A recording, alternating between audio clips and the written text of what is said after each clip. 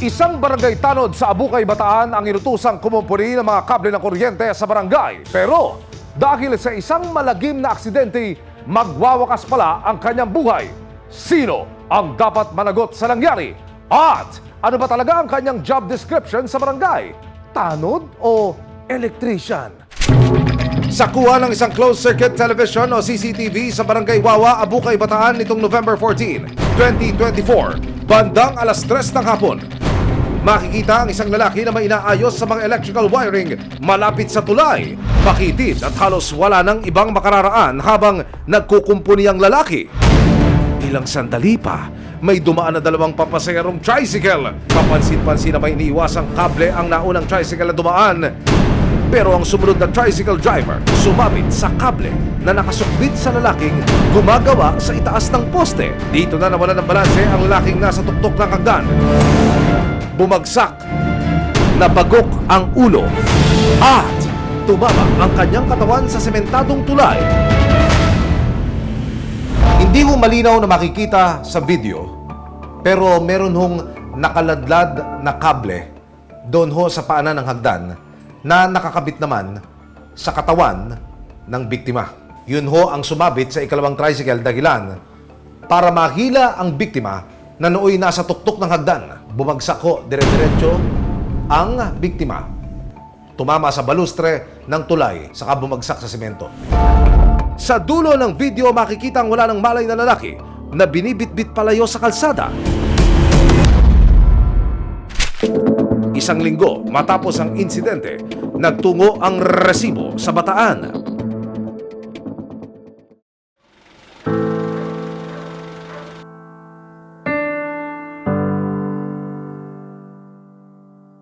Nakatakda ng ihatid sa kanyang huling antungan ang 64 na taong gulang na si Antonio Banzon.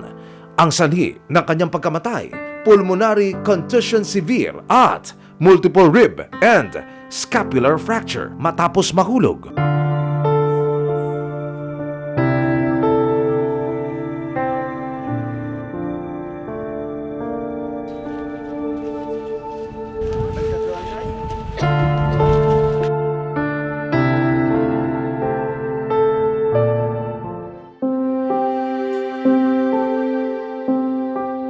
Nakapareham ng resibo ang manugang ni Mang Antonio na si Jaime.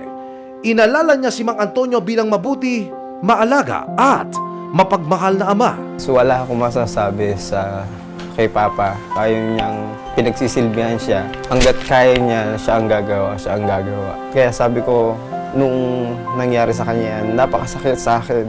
Dito na namin napag-alaman na naninilbihan bilang barangay tanod si Mang Antonio. Isa raw siya sa pinaka-inaasakang pagdating sa pag-aayos ng mga electrical na problema sa kanilang barangay. Pero hindi akalain ng pamilya na ang huling trabaho na ibinigay sa kanya mauuwi sa kanyang pagpanaw. Nagtatrabaho bilang responder si Jaime sa munisipyo ng Abukay. Kaya't nang mapanood daw niya ang CCTV video, pinuna niya kung paano nirespondihan ang kanyang biyanan matapos mahulog. Imbes na hindi maging malala ang fracture niya, mas lalong lalala. Tulad ng ginawa nila na binuhat nila na parang baboy. Kung sana nanguha sila ng tabla o malapad na kahoy at least para ma-scoop dun sa scene. Kaya lang wala eh.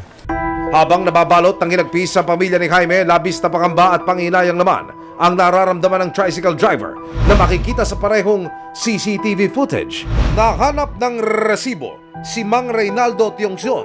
Dumadaan ako dito, papunta dyan. Tapos nakahilis yung hagdan dito, pag ganyan, hagdan, nakahilis. Nandito sila nakapwesto. Maraming linya rito eh. Gumilid ang konti rito eh, sa ako ng ano na yan, iwasan ko. Agad daw sinugod ni Mang Reynaldo ang barangay tanod papuntang ospital. Nagsisigawan na ang tao. Sakay na yan, mahabol sa ospital yan. Napilitan akong buhatin na isip, pinarga ko na rin sa tricycle. Nakakausap pa raw niya si Mang Antonio habang pinapaspas niya ang daan papuntang ospital. May kasama pa akong SK, pinasabi ko, kausapin mo ka ako, baka matulog. Parang ang isip ko na, kaya nga yung mga sasakyan, di ko nga alam eh. Nakagitna ako dumadaan, ala na kahit na masagi ako, di buhay ang hinahabol ko eh.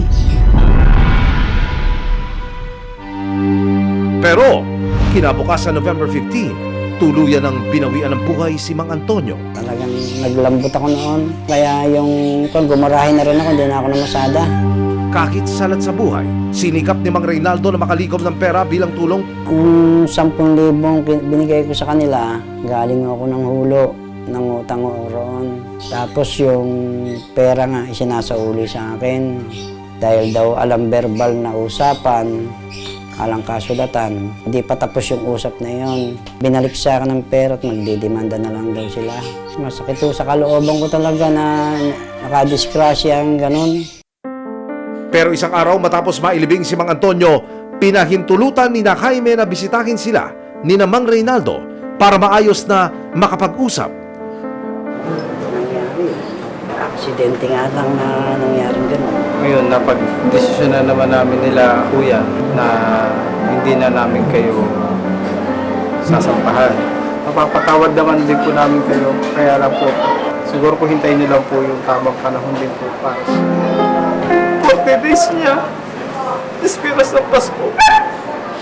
Paano kami magsasaya? Sana maintindihan niyo rin. Kaya naman namin kayo mapatawad. Hindi nga lang sa panahon na sa ngayon, siguro. Susubukan daw ni Mang Reynaldo na ayusin ang insurance na nakakabit sa kanyang tricycle.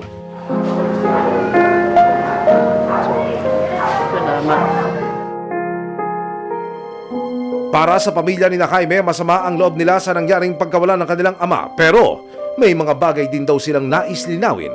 Pero gusto namin linawin sa kanila, especially sa barangay, kung ano yung magiging hakbang nila dito sa pangyayari na to. Nagtungo ang resibo sa tanggapan ng Barangay Wawa para makuha ang kanilang panig. Paliwanag ng kagawad na kasama ni Mang Antonio noong November 14, tanod ang posisyon ni Mang Antonio pero sa electrical works daw siya naka-assign. Wala naman kasi interviewan dito sa barangay na ano eh. Pag marunong electrician siya at kaya niya, pwede siyang pumasok. Dagdag ng barangay, nagbigay na rin sila ng financial assistance sa pamilya.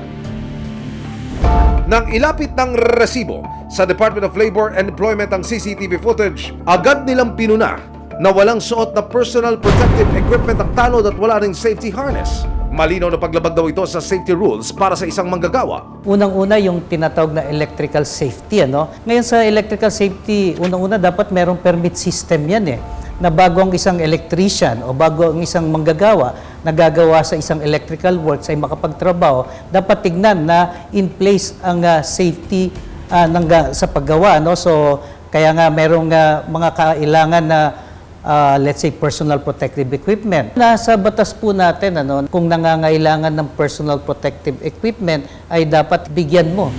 Ang tugon naman ng barangay kung bakit wala silang safety equipment. Tapos kami doon sa budget, na hindi natuloy na bumili kami ng mga harness niya.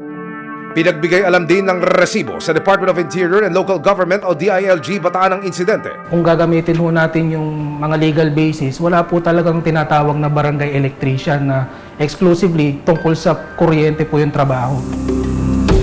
Ipinatawag ng DILG ang kapitan at kagawad ng barangay.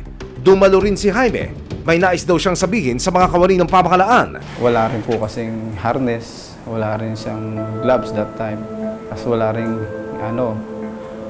helmet. Kaya eto sa inyo, Kap, Kagawad, lumalapit din kami, mga empleyado rin ng ating barangay. Kaya ako humingi ng pasensya sa inyo. Pero po itong gagawin namin hakbang na kukuha po ng konting budget naman sa barangay at hindi po kayo mabibigo sa akin. Pangako. Masakit din po kasi sa akin.